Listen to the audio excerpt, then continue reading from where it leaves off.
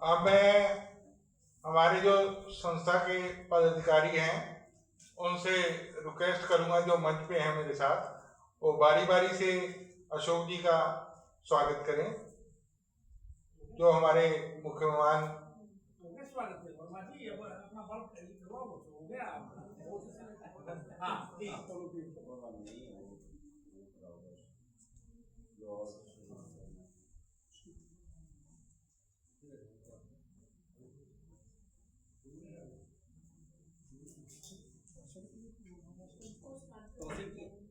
कौशिक जी,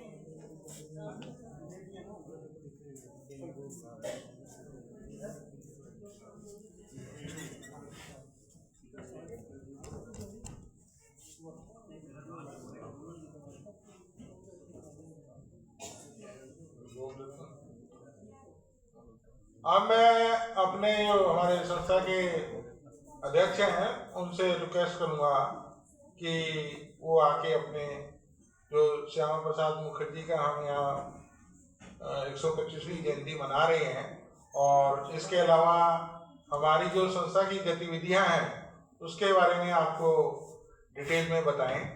धन्यवाद।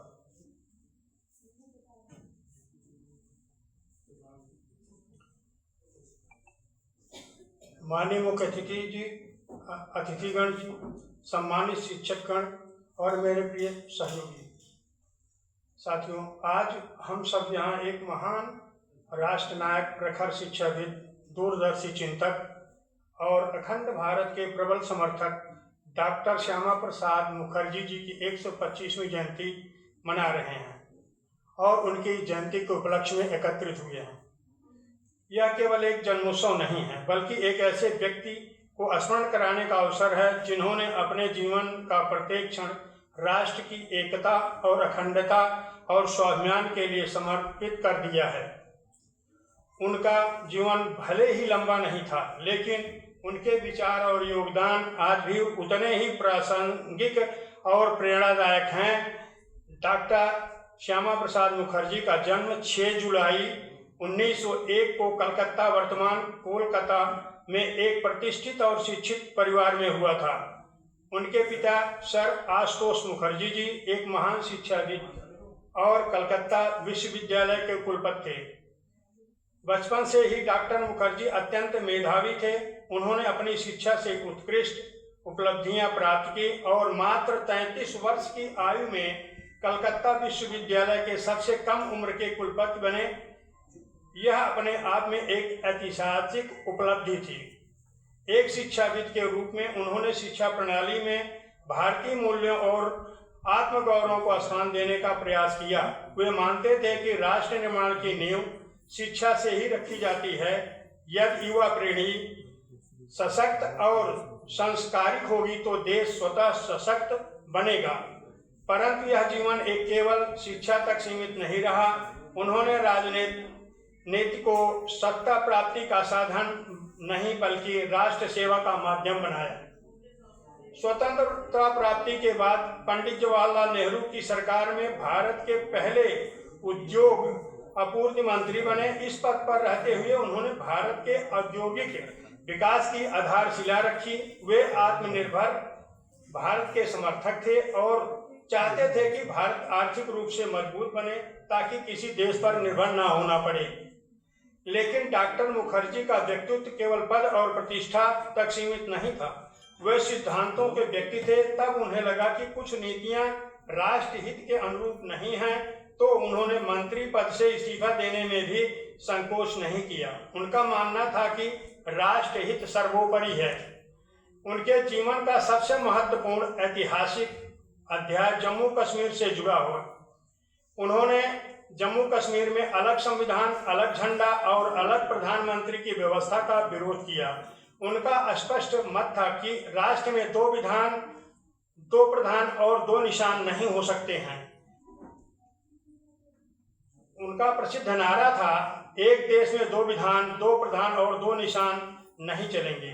वे भारत को केवल भौगोलिक सीमाओं से बंधा देश नहीं बल्कि एक सांस्कृतिक आध्यात्मिक एकता मानते थे। वे जानते थे कि भारत का प्रत्येक नागरिक समान अधिकारों और कर्तव्यों का भागीदार बने। 1953 में उन्होंने बिना परमिट के जम्मू कश्मीर में प्रवेश किया क्योंकि वे इस व्यवस्था को चुनौती देना चाहते थे। उन्हें गिरफ्तार कर लिया गया। 23 जून 1953 को हिरासत के दौरान रहस्यमयी परिस्थिति में उनका निधन हो गया। वे मात्र 52 वर्ष के थे। उनकी मृत्यु ने पूरे देश को स्तंभ कर दिया। आज भी उनका बलिदान भारतीय राजनीति के इतिहास में एक महत्वपूर्ण अध्याय के रूप में दर्ज है। 1951 में उन्होंने भारतीय जनसंघ की स्थापना की। यही जनसंघ आगे चलकर भारतीय जनता पार्टी के रूप में विकसित हुआ। उनके विचारों ने आने वाली पीढ़ियों को दिशा दी और राष्ट्रीय एकता के विचारों को मजबूत प्रदान किया। डॉक्टर श्यामा प्रसाद मुखर्जी का जीवन हमें महत्वपूर्ण संदेश देता है। पहला, कि सिद्धांतों पर अडिग रहना। उन्होंने कभी अपने विचारों से समझौता नहीं किया। दूसरा, राष्ट्रहित को सर्वोपरि रखा। उन्होंने व्यक्तिगत लाभ से अधिक देश की एकता और सम्मान को महत्व दिया। तीसरा, उन्होंने शिक्षा और चरित्र का महत्व दिया। वे मानते थे सशक्त राष्ट्र का निर्माण सशक्त चरित्र से होता है। चौथा, साहस और त्याग। उन्होंने अपने जीवन की परवाह किए बिना राष्ट्र की अखंडता के लिए संघर्ष किया। अब जब हम उनकी 125वीं जयंती मना रहे हैं तो हमें स्वयं से यह प्रश्न पूछना चाहिए कि हम उनके सपनों का भारत बनाने में क्या योगदान दे सकते हैं। आज भारत विकास की नई ऊंचाइयों को छू रहा है। आत्मनिर्भर, डिजिटल प्रगति और वैश्विक नेतृत्व की दिशा में आगे बढ़ रहा है। ऐसे समय में डॉक्टर मुखर्जी के विचार हमें प्रेरित करते हैं कि राष्ट्रीय एकता और सांस्कृतिक गौरव को बनाए रखते हुए हम प्रगति की ओर बढ़ें। उनका जीवन हमें सिखाता है कि सच्चा देशभक्त वही है जो राष्ट्र के लिए निस्वार्थ भाव से कार्य करे। सच्चा नेता वही है जो कठिन निर्णय लेने का साहस रखता हो और सच्चा नागरिक वही है जो अपने कर्तव्यों को समझता है। आइए हम सभी मिलकर इस महान राष्ट्र नायक को श्रद्धांजलि अर्पित करें और संकल्प लें कि हमें उनके आदर्शों पर चलकर एक सशक्त, समृद्ध और अखंड भारत के निर्माण में अपना योगदान देना है। डॉक्टर श्यामा प्रसाद मुखर्जी के 125वीं जन्मोत्सव पर कोट कोट नमन और सबको बधाई। जय हिंद। ये डॉक्टर श्यामा प्रसाद मुखर्जी जी की जो जयंती है उत्तर प्रदेश वेलफेयर एसोसिएशन के माध्यम से भारत सरकार के सौजन्य से मनाया जा रहा है, संस्कृत मंत्रालय के सौजन्य से। और उत्तर प्रदेश, यहाँ पर तमाम राजनीतिक दल हैं, तमाम संगठन हैं। तो उत्तर प्रदेश संगठन जो निर्माण किया गया है कुछ महत्वपूर्ण कार्यों के लिए। उत्तर प्रदेश वेलफेयर एसोसिएशन के एक समर्पित समूह ने संयुक्त प्रयास का परिणाम है।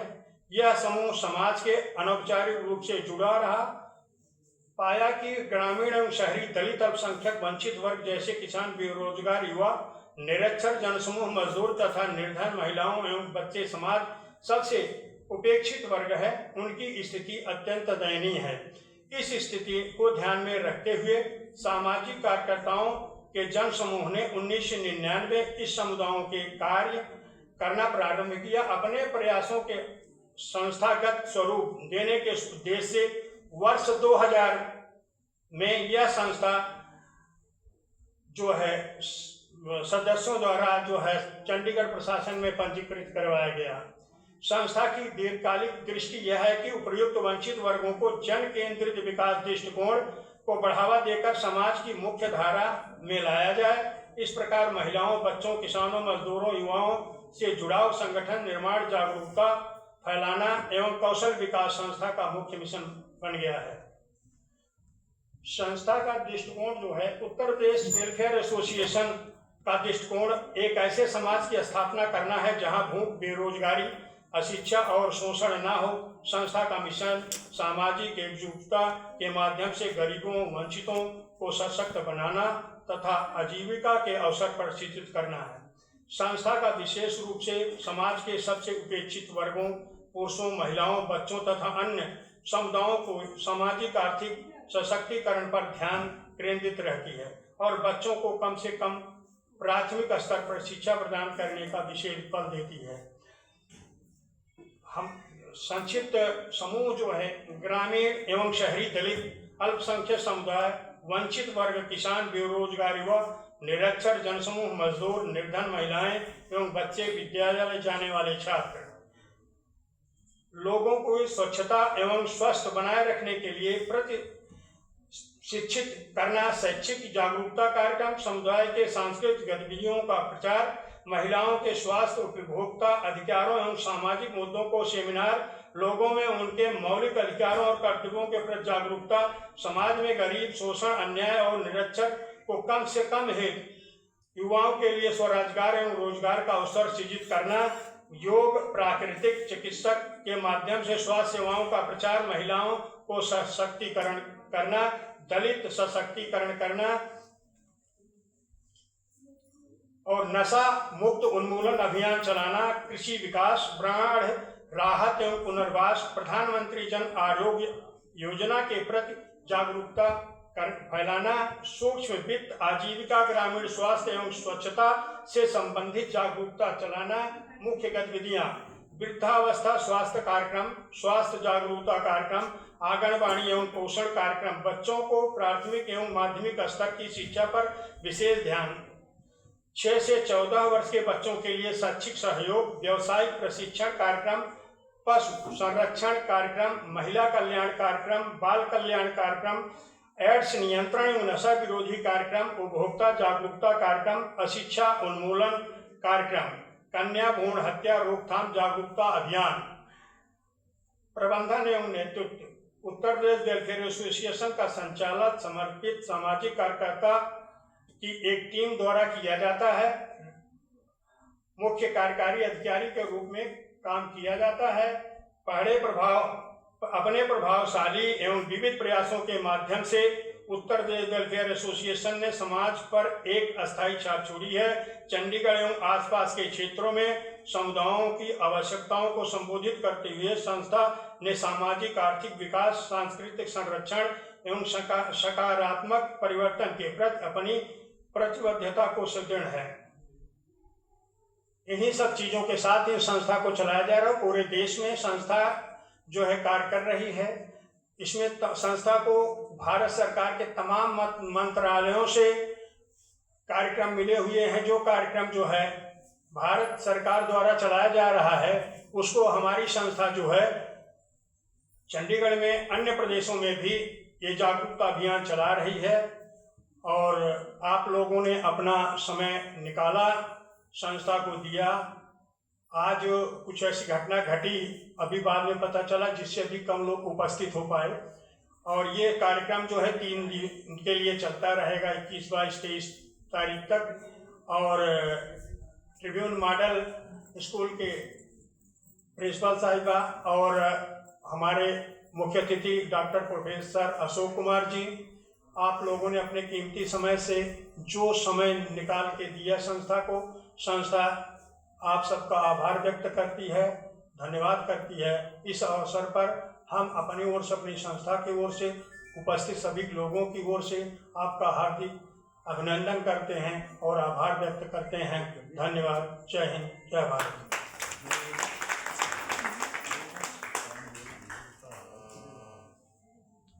पाठक जी ने आपको सारा वृत्तांत बताया जो हमारी संस्था की एक्टिविटी है। और इसके बाद मैं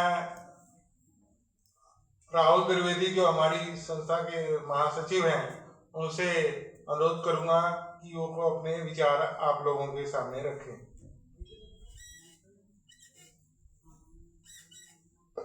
धन्यवाद वर्मा जी। पहले तो शुरुआत तो भगवान से होना चाहिए पहले एक जयकारे लगाएं। जय श्री राम। बहुत बहुत धन्यवाद आपका, जो कि आपने भगवान राम का नाम लिया। आप अब यहाँ पे मुख्य अतिथि हमारे डॉक्टर अशोक कुमार जी, जो यूनिवर्सिटी से आए हुए हैं। मैं उनका बहुत बहुत धन्यवाद करता हूँ। हमारी ट्रिब्यून की मॉडल स्कूल की प्रिंसिपल मैडम और उनके सहयोगी का मैं बहुत बहुत धन्यवाद करता हूँ कि जो यहाँ पर आए और बच्चों को लेके आए। जो ये प्रतियोगिता में जो बच्चे बैठे हैं, पहले तो इनके लिए तालियां बजनी चाहिए। मैं उनका भी बहुत बहुत धन्यवाद करता हूँ। और अपने राष्ट्रीय अध्यक्ष BS Pathak ji, Uttar Pradesh welfare association के अध्यक्ष का मैं बहुत बहुत धन्यवाद करता हूँ कि जो उन्होंने लोगों को एक सही रास्ते पे ले जाने के लिए कदम हमेशा आगे बढ़ाते रहते हैं। आज यहाँ पर डॉक्टर श्यामा प्रसाद मुखर्जी का 125वें जयंती मनाने के लिए सभी हम एकत्रित हुए हैं। और इस यहाँ पर जो एकत्रित हुए हैं, अभी आपने देखा होगा कि दीप प्रज्वलित किया गया, उसके बाद पुष्पांजलि अर्पित किया गया। अब यहाँ पर हमारे स्कूल के बच्चे प्रतियोगिता में बैठे हुए हैं। हमारे बीच में मुकेश गिरी जी अपनी टीम के साथ पहुंच चुके हैं। इनका बहुत बहुत स्वागत। अभी आपने देखा है कि हमारे पाठक जी ने बहुत ही विस्तार रूप से इन्होंने सब कुछ बता दिया है। और उसमें हमें क्या, हमारे साथियों को कोई किसी को नहीं लगता कि उसमें बताने की कोई जरूरत है। लेकिन मैं तो आप सभी भाइयों और बहनों से ये निवेदन करता हूं कि आप लोग एक तो बच्चों को सही रास्ते पे ले चलें। नशे की ओर जो बच्चे जा रहे हैं उनको किस तरह नशे छुड़वाने की कोशिश किया जाए, उसका भी उपाय किया जाए। और यहाँ पे जिस तरह डॉक्टर श्यामा प्रसाद मुखर्जी का 3 दिवसीय प्रोग्राम है, जो कि आज प्रतियोगिता प्रोग्राम है, कल अलग प्रोग्राम है, परसों सम्मानित समारोह का प्रोग्राम है।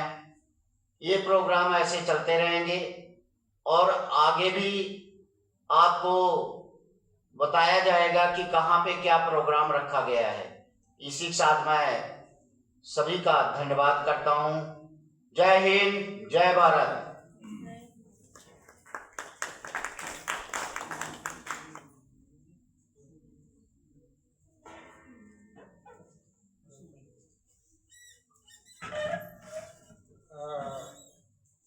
धन्यवाद द्विवेदी जी।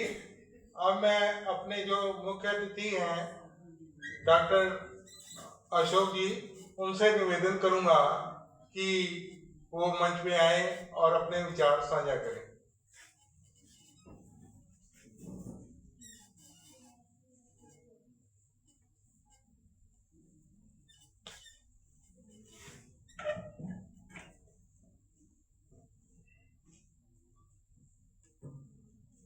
सम्मानित मंच, वर्मा जी ने बुलाया तो मुझे और काम के लिए था, लेकिन काम कुछ और दे दिया।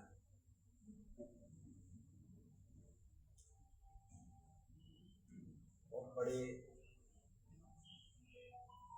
महान व्यक्तित्व का सम्मान कर रहे हैं आप। 125वीं जन्मोत्सव मना रहे हैं, लेकिन कोई घटना घटी है कि लोग नहीं आ पाए। इतने बड़े व्यक्ति का जन्मोत्सव हो और ऑडिटोरियम खाली हो, ये भी दुर्भाग्य है। अगर उनकी आत्मा देख रही होगी तो दुखी तो वो भी होंगे। लेकिन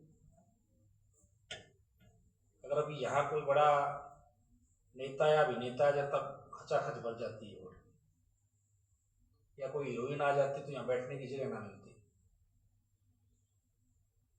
लेकिन माननीय श्यामा प्रसाद मुखर्जी इतना बड़ा व्यक्ति, इतना बड़ा नाम है भारतीय राजनीति में, भारतीय समाज में, और उसके लिए ऑडियंस नहीं है, ये भी दुर्भाग्य है। लेकिन उत्तर प्रदेश वेलफेयर एसोसिएशन के माध्यम से और संस्कृति मंत्रालय भारत सरकार के सहयोग से आप ये जो 3 दिवसीय प्रोग्राम कर रहे हैं, ये बहुत बड़ा प्रोग्राम है, बहुत बड़ी पहल है, सोच अच्छी है। प्रधान जी जैसे बता रहे थे कि वंचित वर्ग, महिलाएं किसी भी समुदाय की हो, किसी भी समाज की हो, किसी भी धर्म की हो,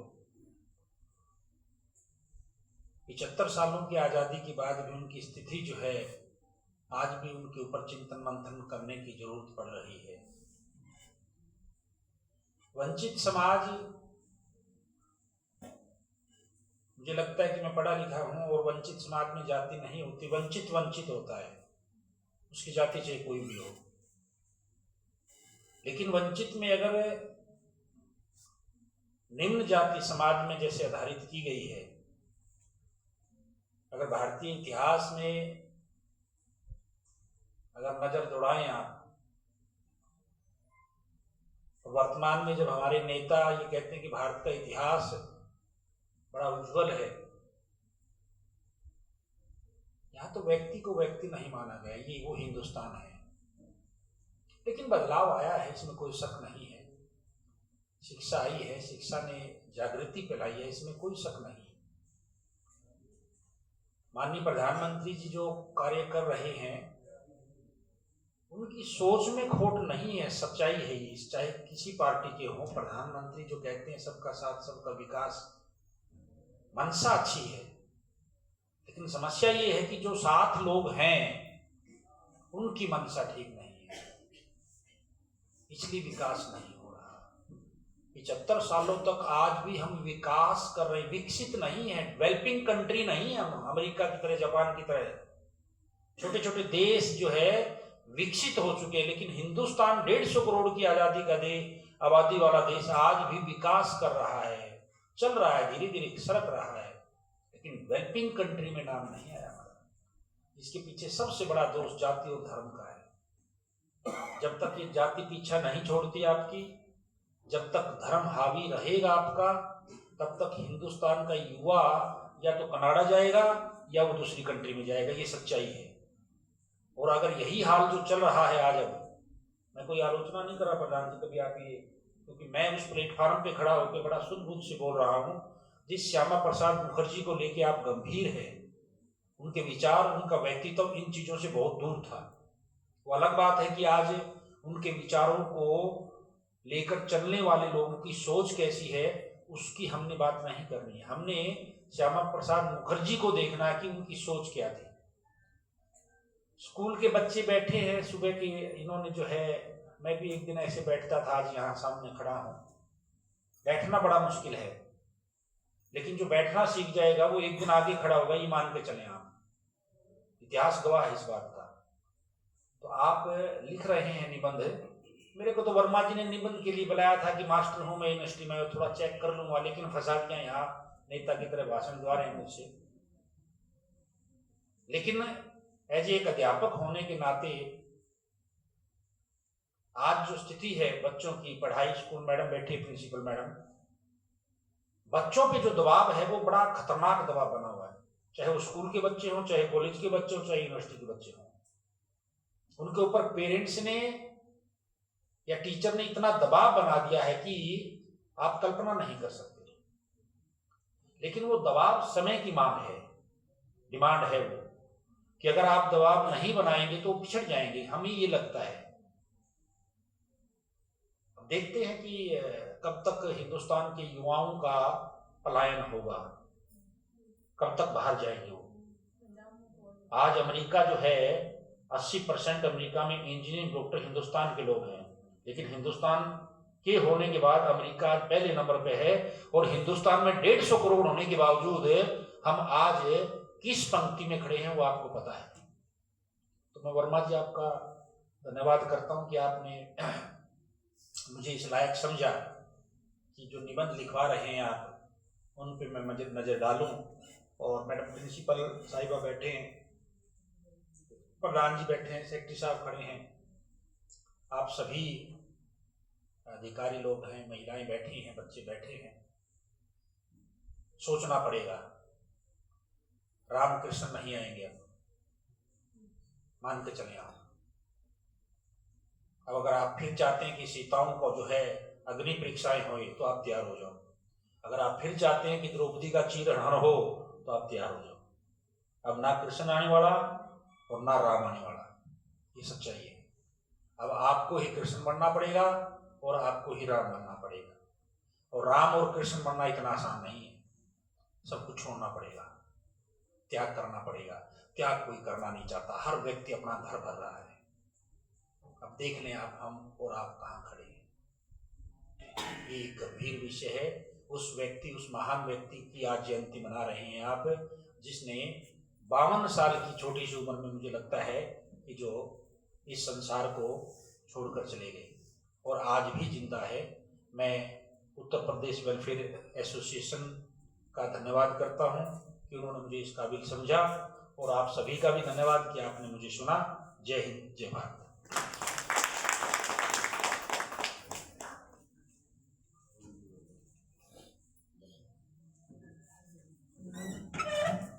धन्यवाद सर। मैडम धन्यवाद। अब हमारे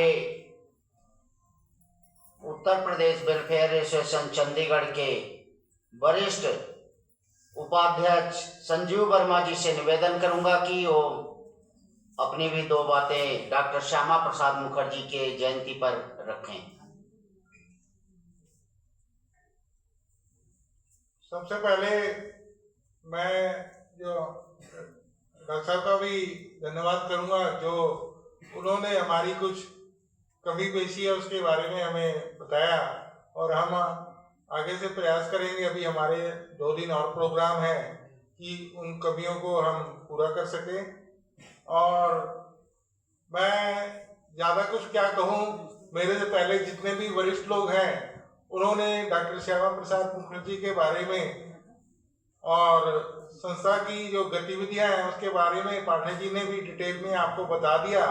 मैं तो बस यही कहूँगा कि जो बच्चे आए हैं इनका इसके बारे में, ये जो हमने मंच ये लगा रखा हुआ है, इनको जानकारी होनी चाहिए। जो हमारे आज के स्कूल में पढ़ने वाले बच्चे हैं, डॉक्टर श्यामा प्रसाद मुखर्जी के बारे में इनको डिटेल में, ये हमारे पास शायद वीडियो भी है, स्क्रीन लगा रखी है, कि इससे जानकारी इनको मिले और पता लगे कि जो भी देश में हमारे जो आज़ाद नहीं हुआ था उससे पहले ऐसे ऐसे महान जो हमारे नेता रहे हैं, उन्होंने क्या क्या कठिनाइयाँ देश को आज़ाद कराने के लिए उठाई और कैसी कैसी स्ट्रगल की, ये जानकारी मतलब इससे मिलती है, ऐसे ऐसे प्रोग्रामों के आयोजन करने से।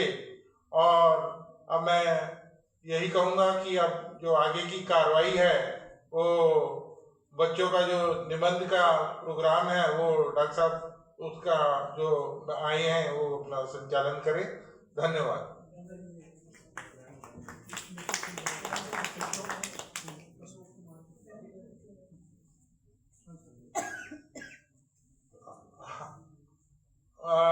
मैं अपने जो संस्था के हमारे पाठक जी हैं, द्विवेदी जी हैं और चतुर्वेदी जी से रिक्वेस्ट करूंगा, सभी मिलकर हमारे जो मुख्य अतिथि आए हैं उनको एक स्मृति चिन्ह दें, और जो मैडम है प्रिंसिपल उनको भी दें।